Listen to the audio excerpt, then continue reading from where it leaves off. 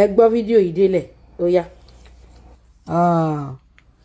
Ẹ káàárọ̀, ẹ káàsán, ẹ káalẹ́, ẹ kú gbogbo àkókò tí fídíò yìí bá dé wájú yín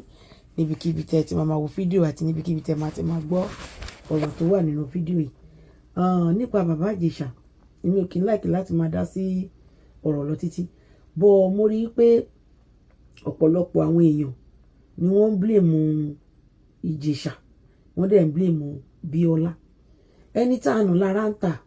bẹ́ẹ̀ ni ẹni tá a bá nà báyìí òun lára máa ń tà. Nǹkan tí bàbá Ìjẹ̀ṣà ń ṣe lọ́wọ́lọ́wọ́ yìí, òun ni wọ́n ń sọ wípé kò tí ì heal. Kíyàn lọ lo 5 years in prison, 5 good years, kó dẹ̀ mọ̀ pé nǹkan tóun ṣe yẹn lóòótọ́ ó lè ṣe ẹ̀ṣẹ̀ yẹn, ṣùgbọ́n kì í ṣe intentional,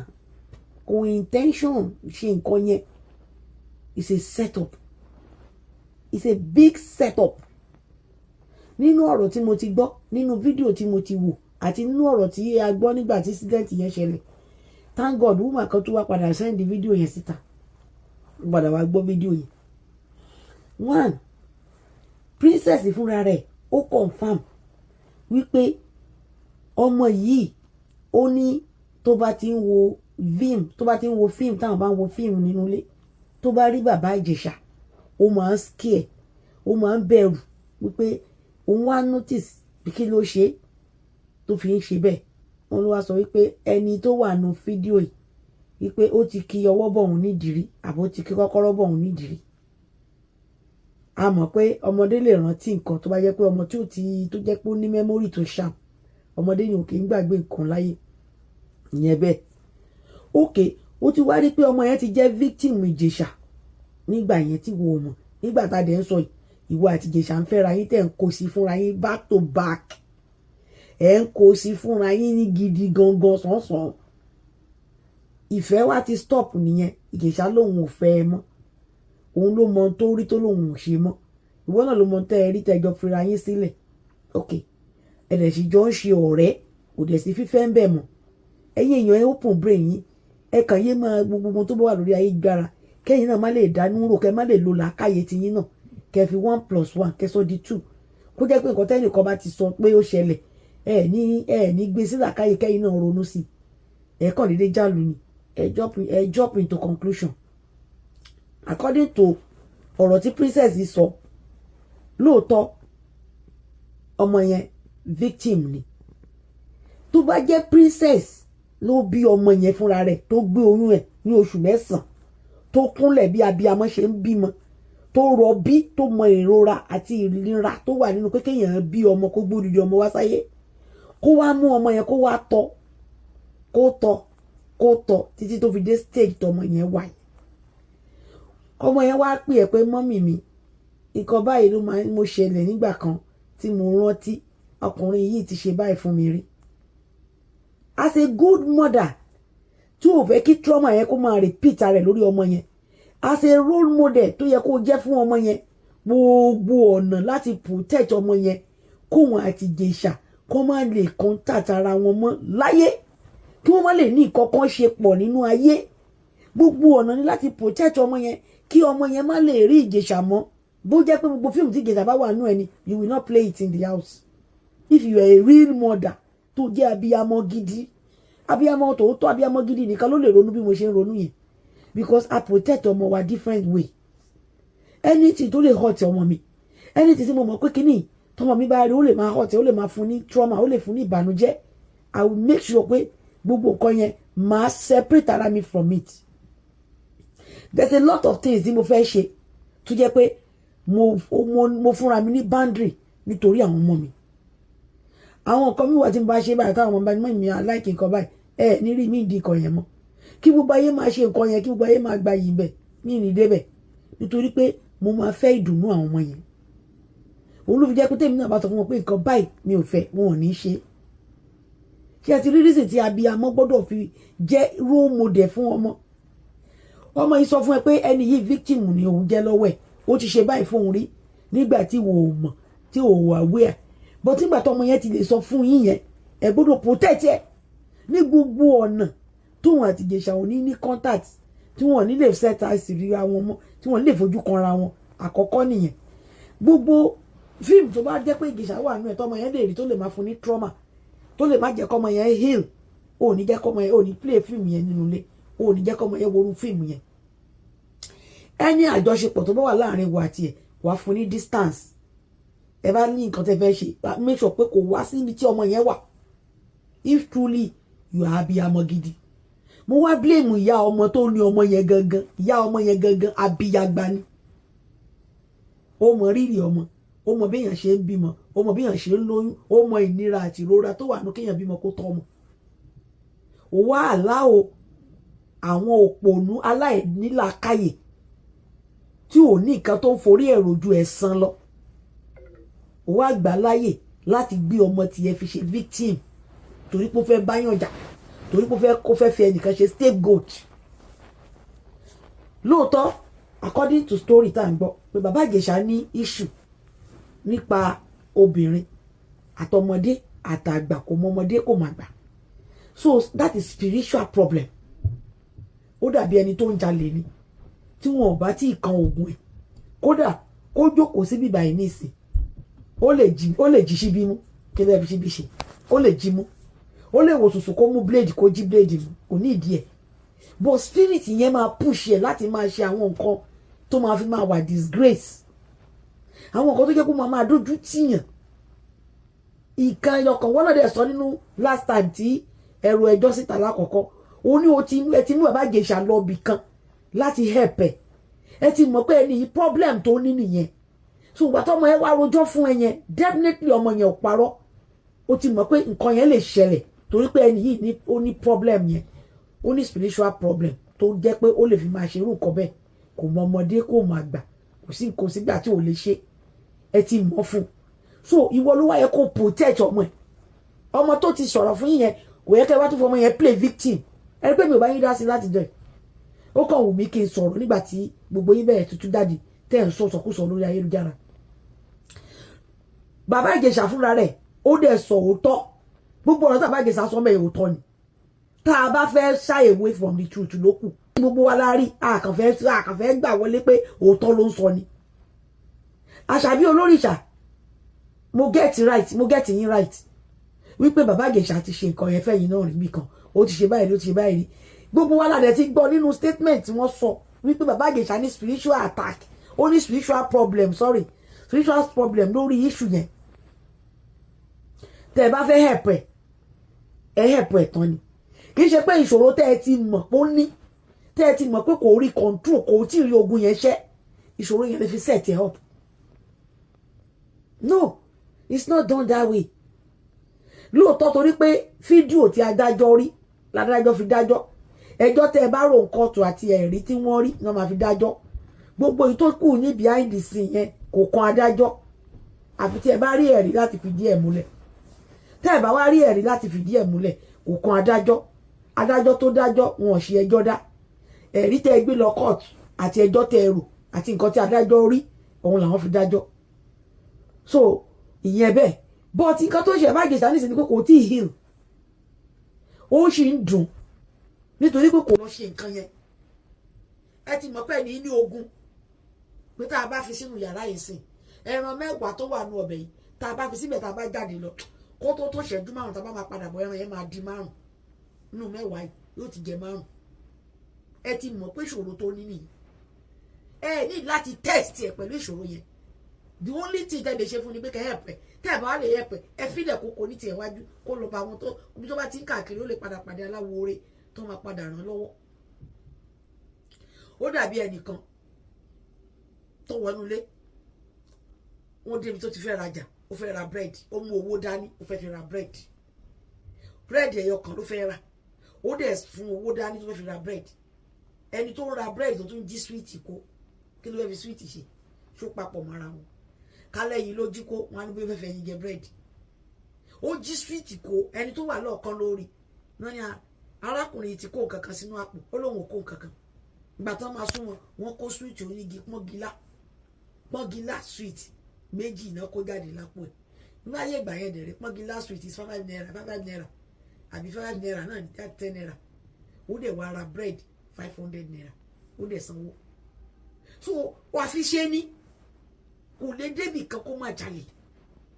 ẹ ti mọ̀ pé bàbá Ìjẹ̀ṣà ní period ó ní problem pẹ̀lú nǹkan báyìí with your right senses tó bá jẹ́ pé tó wà with your right sense o ò ní fi ọmọ ẹ tó bí kí wá fi ọmọ mi test èèyàn for what kí n máa fi play victim ọmọ yẹn tẹ́ fi play victim ṣe ti bà ayé ẹ̀jẹ̀ number one ẹ bà ayé ẹ̀jẹ̀ ni ẹ bà ayé ẹ̀jẹ̀ ni trauma yẹn ò ní kó lórí ẹ̀ ẹ wá ní torí pé ó ti sọ fún yín rí ẹ̀yin wá fẹ́ wò bóyá ó máa ṣe gangan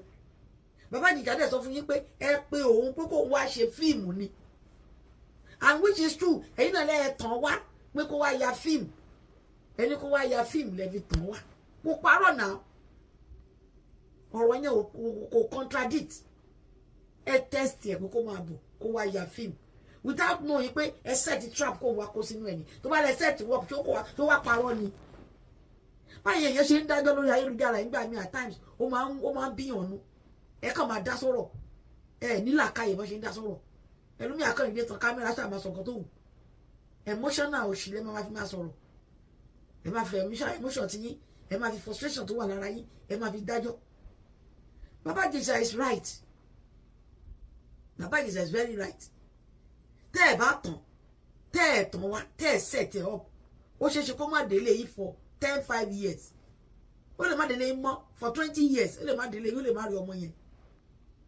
ẹ̀yin ló yẹ kẹ́ ẹ protect ọmọ yẹn kò yẹ kẹ́ ẹ fọmọ yẹn set ẹ kò yẹ kẹ́ ẹ fọmọ yẹn ṣe trap fún tó rẹ̀ ti mọ̀ pé kínní tó bá rí o máa ṣe dandan ìkàlẹ̀ ṣe fún náà princess ó wá jáde síta ó sunkún orí burúkú kiri kí ló dé ṣé o fẹ́ ká pa Bàbá Ìjẹ̀ṣà fún ẹni fún ẹ̀jẹ̀ Bàbá Ìjẹ̀ṣà kò láyé fún ẹni kí ló fẹ́ gan ẹ ti pawọ́pọ̀ ẹ ti ní kó jìyà ẹ̀ṣẹ̀ tó ṣẹ̀ ó ti lọ jìyà ó dẹ̀ tún sọ máìndì ẹ̀ tún jẹ́ kó sọ̀rọ̀ kí ló dé tẹ́ fẹ́ pa ohun lágogo ni ṣé ẹ fẹ́ pa ohun lágogo ẹ̀ lẹ́nu kó má sọ tẹnu ẹ̀ ni ẹ̀ lè pa ohun lágogo ẹ̀ lẹ́nu kó má sọ tiẹ̀ náà ẹ̀ ń sọ tí yẹn jẹ́ kó náà sọ tiẹ̀ láti bí ọdún márùn-ún tó ti tì mọ́lẹ̀ kò sẹ́ni tó gbọ́rọ̀ lẹ́nu ẹ̀ kí ló tẹ́ ní kó má sọ̀rọ̀ ṣó lórí burúkú ni yín ni ṣáyé yín fẹ́ bàjẹ́ ni ògùn fẹ́ pa yín dànù ni ẹ jẹ́ kó sọ tẹnu ẹ̀ jáde ẹ kò náà sọ máìndì yóò kí sọ fún onígẹ̀gẹ̀ kó gbé tọ̀ fún ẹnu analysis ni tó bá sọ ẹ tó bá believe good ẹ dẹ̀ believe good èwo wá ní iṣẹ́ wá sórí burúkú tẹ́lẹ̀ tán kámẹ́rà kiri ẹ filẹ̀ it's a star it's a legend ẹ̀dẹ̀ mọ́mọ́ fẹ́ báyé ẹ̀jẹ̀ fẹ́ kọ́ ogun ẹ̀wọ̀ òkùnkùn pátápátá ẹni tó bá bí ọmọ tó fẹ́ kọ́ ọmọ òun náà débi gíga kò ní wá kọ́wọ́ èkó kí Bàbá Ìjẹ̀ṣà kùnà ó ti ṣẹ̀ṣẹ̀ tó ṣẹ̀ èyí ò kí ń jìyà ẹ̀ṣẹ̀ kan lẹ́ẹ̀mejì ẹ̀ṣẹ̀ tó ṣẹ̀ good adájọ́ ti dájọ́ ọdún márùn-ún fún ti lọ ṣe ó ti dé tí wà lẹ́kún ẹ wá ní kó má sọ̀rọ̀ mọ́ torí pé lọ ṣẹ̀wọ̀n dé lójú ẹ̀ bó ṣe wà yẹn ìyà ẹ̀ṣẹ̀ tí ó ṣẹ̀ ló rò pé òun jẹ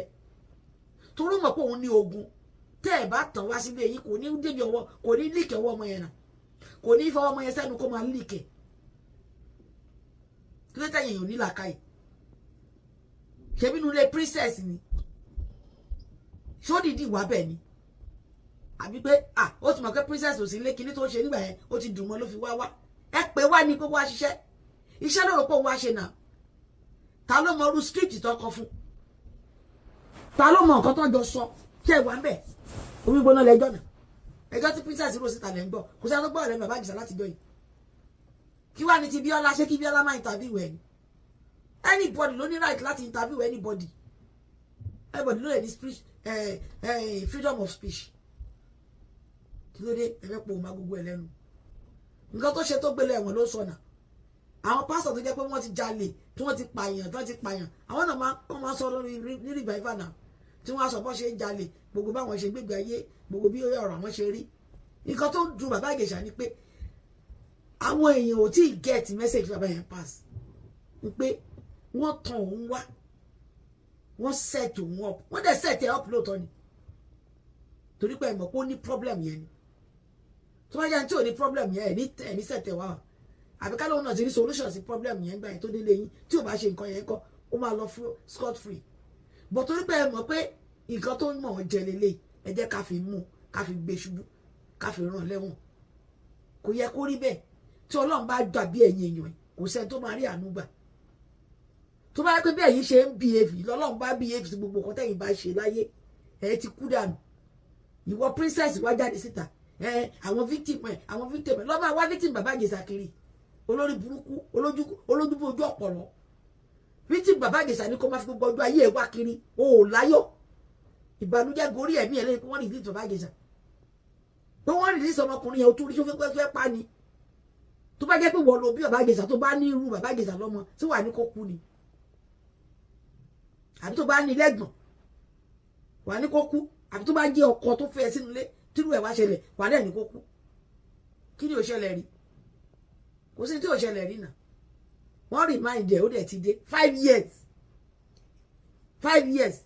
kò tún tí ì dùnmọ́ ẹnu bí kan hàngẹ̀ kan pàdánù ẹ jẹ́ kó rí yín pé Justice Adétóun fi bàbá yìí fi Bíọ́lá lẹ̀ fi Bíọ́lá lọ́rùn lẹ̀ Bíọ́lá nìkan ló sì máa interview bàbá Ìjẹ̀ṣà àwọn èèyàn tó máa interview bàbá Ìjẹ̀ṣà sì pọ̀ tó máa interview ẹ̀ gidi gan pàápàá torí everybody ló fẹ́ gbọ́ experience ẹ̀ everybody ló fẹ́ gbọ́ nǹkan tó ṣẹlẹ̀ is a victim bàbá Ìjẹ̀ṣà too is a victim torí wọ́n set ẹ̀ up ni lóòótọ́ ló ṣe nǹkan tẹ́ ló ṣe lóòótọ́ ló ṣe ẹ̀ṣẹ̀ yẹn bọ́ tí ò bá lọ lé yín tẹ́ ẹ̀ bá set ẹ̀ kó wá ṣe fíìmù lé yín kò ní kó sínú trap yẹn débi tó máa ṣe sórí yín ti dàrú ni a ti mọ̀ wípé ó ní ogun ìwọ náà dẹ̀ sọ olóò sọ fún pé ogun ẹ̀ ò tí ì ṣẹ àdúrà ẹ̀ gbà ṣùgbọ́n ogun ẹ̀ ò tí ì ṣẹ ẹ ràn lọ́wọ́ nínà àwọn tó bá mọ̀ nǹkan láti ràn yàn lọ́wọ́ ẹ̀yin wòlíì ẹ̀yin babaláwo ẹ̀yin ẹ pé bàbá Ìjẹ̀ṣà ẹ ràn lọ́wọ́ kó lè kó nínú mẹ́sì yẹn ẹ tí ì rí ọkùnrin tó fẹ́ ìyàwó sínú ilé tó dẹ̀ ní ogun wípé kò kí ń rí nǹkan kan tó bá kọjá lábẹ́ skẹ́ẹ̀tì bí ọmọ ìyá àbúrò ẹ̀ bá wà nílé àbúrò ìyàwó ẹ̀ ọkùnrin ṣe máa ń fẹ́ ìyàwó sínú ilé tóun àti ìyàwó ẹ̀ bára wọn sùn tó látó dìde tó lọ máa bá àbúrò ìyàwó ẹ̀ sùn nínú yàrá nínú guest room àbí kó lọ máa bọ́ ọmọ ọ̀dọ̀ sùn ṣé ẹ mọ̀ pé ogun ni ẹ bá lè ràn lọ́wọ́ ẹ ràn lọ́wọ́ bọ̀ pé kẹ́ni pé kó má sọ ọ̀rọ̀ yẹn ìyẹn ò dáná ṣẹfẹ́ kó kú ni ẹ kọ́ sì lọ ẹ máa dájọ́ aké lórí social media ẹ máa sọ̀sọ̀ kú sọ ẹ lẹ́yìn sọ̀rọ̀ ọ̀pọ̀lọpọ̀ yóò ní làkàyè ẹ kàn máa ń lanu tẹ máa ń sọ̀rọ̀ ni bàbá Ìjẹ̀ṣà is a free man ó ti lọ ṣẹ̀ ó ti dé so mi ìdẹ́rì nǹkan tó máa ní pé kó má sọ̀rọ̀ láwùjọ ó ní right láti sọ̀rọ̀ láwùjọ ó ní right láti ṣe nǹkan tó fẹ́ ṣe nǹkan tó mọ̀ ló sọ náà pé wọ́n set wọn up princess náà sọ pé òun ò set ẹ̀ ó láwọn ọmọ fi kámẹ́rà sínú ilé àwọn afọmọ yẹn ti wípé nǹkan tó ọmọ yẹn sọ lọ́dún yẹn o káwọn tiẹ̀ bóyá ó sì máa ṣe dọ́ọ̀dẹ̀ mọ̀ pé ọkùnrin ní problem yẹn wọ́n gan yẹ accomplish ni ẹ ó yẹ kí wọ́n gan lọ ṣẹ̀wọ̀n ọdún méjì bàbá ìjà wá ṣọdún márùn-ún yẹ kí wọ́n gan ṣọdún méjì ni tó wá pè mí ládájọ́ wọ́n gangan tó fọmọ yẹn ṣe victim fún tó dẹ̀ mọ̀ pé ní nílùú ìṣòro yìí wọ́n gan ṣẹ̀wọ̀n ọdún méjì o 2 years wá lọ ṣe kó tó máa sunkún orí burúkú kiri orí social media kó tó ṣojú bí ojú ọpọlọ ojú bí ojú kọ̀ọ̀kan àtẹ̀mọ́rẹ̀ kí ló fẹ́ gbà ṣé kókó láyé fún ẹni àbí wo ló dé ó ti dú ẹ rí kò dú ẹ mọ́ nìyẹn lọ́wọ́ kọ́ mí kò máa dú ẹ èwo lórí burúkú ṣé kò bàbá Ìjẹ̀ṣà nìkan ló wà láyé ni bàbá Ìjẹ̀ṣà ẹ̀yin náà ẹ fi sí interview lọ́yẹ̀ lọ́rùn báyìí ẹ lọ gẹ́ẹ̀tì ara yín ẹ lọ tọ́jú ara yín kọ́kọ́ lọ wá àwọn pásítọ̀ àwọn wòlíì àwọn aláwo àwọn oníṣègùn àwọn oníkan ìbílẹ̀ kọ́kọ́ tọ́jú ẹ kí gbogbo kí nìyẹn kó lára ẹ kò dẹ̀ ṣe prayer fún ẹ kọ́nà ẹ là kó máa bá tiẹ̀ lọ kó máa ṣe tiẹ̀ fáwọn eléyìí lẹ́wà kó sì gbèrò ni wọ́n bẹ́ẹ̀ tí Bíọ́lá tẹ̀ mú wọn ẹ ní right láti mú ti Bíọ́lá wọn interview wà ní ó ní right láti interview anybody lè wá sínú nínú kíní ẹ studio ẹ kó wá interview so ti yé yín tó bá jẹ́ kọ́lọ́ lóòtú ló interview ẹ̀ nísìn ṣe ẹ máa ní kí bàbá kọ́lọ́ lóòtú lọ bring show yẹn down ṣebí Ayéfẹ́lẹ́ ló interview ẹ̀ yẹn ṣe ní ká Ayéfẹ́lẹ́ bring show yẹn down tó lórí tẹ máa ṣe ọ̀dà àdàbà yẹn anybody ló lè interview bàbá Ìjẹ̀ṣà ní right sí opinion ẹ̀ ó lẹ̀ láti sọ nǹkan tó gbélé ẹ̀wọ̀n ó ní wọ́n set wọn up òun kó sínú trap ni wọ́n kò wá ṣe fíìmù ní ara nǹkan tó fi pè wá nìyẹn wọ́n mọ̀ kó máa ṣe nǹkan yẹn wọ́n fi pè wá wọ́n dẹ̀ set kámẹ́rà mistake bàbá Ìjẹ̀ṣà ṣe ni pé ìgbà tó ti ní kó wá ṣe fíìmù yẹn kó send script sí ẹ tó bá kà látọ̀ tẹ̀ tí débẹ̀ tó rá àwọn crew yín tó rí gbogbo àwọn nǹkan tẹ́ máa fi ṣe fíìmù gbáyé ẹ̀kọ́ ti wò pé kí ló ń ṣẹlẹ̀ bí bọ̀ọ̀tì kan tó bá máa ṣèyàn ò ní gbọ́ ọlọ́mọ yẹ ká ṣe kòǹgẹ́ aburú má jábọ̀ àwọn olórí burúkú tó pọ̀ olórí burúkú ni princess tìyàbọ̀ òjò dẹ̀rì ẹ má mú tìyàbọ̀ òjò mọ̀ ìyàbọ̀ òjò ara bí amọ́ ló ta èmi náà lè pariwo orú ẹ̀ mo lè tara bẹ́ẹ̀ àmọ́ àṣejù lọ́lọ́run fẹ́ just adé tó ń gbogbo wọn àwọn rò pé àwọn ń jà pé wọ́n rèpù minor gbogbo wa bá ṣe gbọ́rọ̀ ìgbà pamọ́ kékeré kí wọ́n bá dé bẹ́ẹ̀ wọ́n àdíyà nígbà tá a padà wo fídíò yẹn ọ̀rọ̀ yẹn ò yé wa torí pé àgbọ̀rọ̀ lẹ́nu bàbá Ìjẹ̀ṣà òun náà sọ tẹnu ẹ̀ nìyẹn ẹ̀jẹ̀ kó sọ tiẹ̀ jáde ló tẹ́ fẹ́ pò mọ́ lẹ́nu ẹ kó sì lọ bàbá Ìjẹ̀ṣà lọ tọ́jú ara ẹ̀ kò dẹ̀ fi interview lọ́rùn rẹ̀ a mọ̀ pé ó ṣe gbogbo èèyàn náà sọ pé nǹkan tó ń ṣe ni ẹ ní láti máa fi test